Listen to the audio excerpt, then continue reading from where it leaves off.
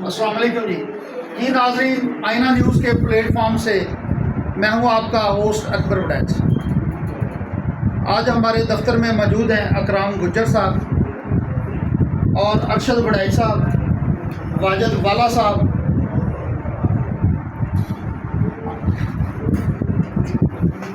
इन्हां दे नाल पाकिस्तान के हवाले दे नाल जिहड़ी इंडिया और पाकिस्तान की गल हो रही है उस हवाले नाल गल करांगे जी। अरशद वड़ैच साहब, हालात इस तरह ही सारे खराब हो जाते हैं। हालात कारोबार अगे नहीं है अच्छे दिन जंग की वजह से तो टारगेट रात जो काम मैं बहावलपुर मदरसे से मारे मरीद के ग्रेड मारे काफ़ी हालात जो क्या ਤੁਹਾਨੂੰ ਤੁਸੀਂ ਇਸ ਗੱਲ ਤੇ ਐਗਰੀ ਹੋ ਕਿ ਜੰਗ ਹੋਣੀ ਚਾਹੀਦੀ ਕਿ ਨਹੀਂ?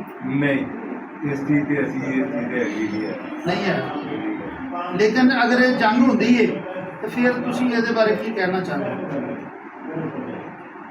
ਕਹਿੰਦੇ ਨਾ ਆਪਾਂ ਜੰਗ ਹੋਵੇ ਤੇ ਜੇ ਬਾਅਦ ਵਾਸਤੇ ਮੁਲਕ ਵਾਸਤੇ ਇਹ ਆਉਣ ਦਾ ਮਸਲਾ ਬਣਿਆ ਇਹ ਸਰ ਕੋਈ ਮਸਲਾ ਜੀ ਅਕਰਾਮ ਗੁੱਜਰ ਸਾਹਿਬ, ਤੁਸੀਂ ਕੀ ਇਹਦੇ ਬਾਰੇ ਕਹਿਣਾ ਚਾਹੋਗੇ? तकरीबन दोनों पास नुकसान थे, लेकिन अगर टारगेट बना रहे हैं इंडिया, लेकिन ये फिर भी इन्हों कोई ऐसी एटमी चीज़ चला देनी चाहिए जो इंडिया थोड़ा जिहा बदल खाना चाहिए जो वो अपने आप माज सकता। लेकिन पाकिस्तान की तरेड़ी करनी चाहिए, इंडिया भी कोई ऐसा चीज़ देनी चाहिए जी तबाही हो इंडिया की। हज़ूर पाक सल्लल्लाहु अलैहि वसल्लम के दौर में उन्होंने दौर के सब तो पहले यही पैगाम दिता जाता सी कि जंग ना हो। पैगाम और रसानी उस दूसरे तरफों भेजा जाता सी उन्होंने मुखालफ नूं कि यार सुलह दे नाल असलाह दे नाल इस गल दे नाल एक प्लेटफॉर्म बनाया जाए जिथे बैठ के मसला हल हो। लेकिन जदों असलाह के प्लेटफॉर्म के नाल मसला हल नहीं होता फिर हजूर पाक सल्लल्लाहु अलैहि वसल्लम ने जहाज जिहड़ा वाजब करवा दिया, ठीक है। फिर उस तो बाद जो जहाज का ऐलान किया जाता है फिर वापसी का रस्ता नहीं होता।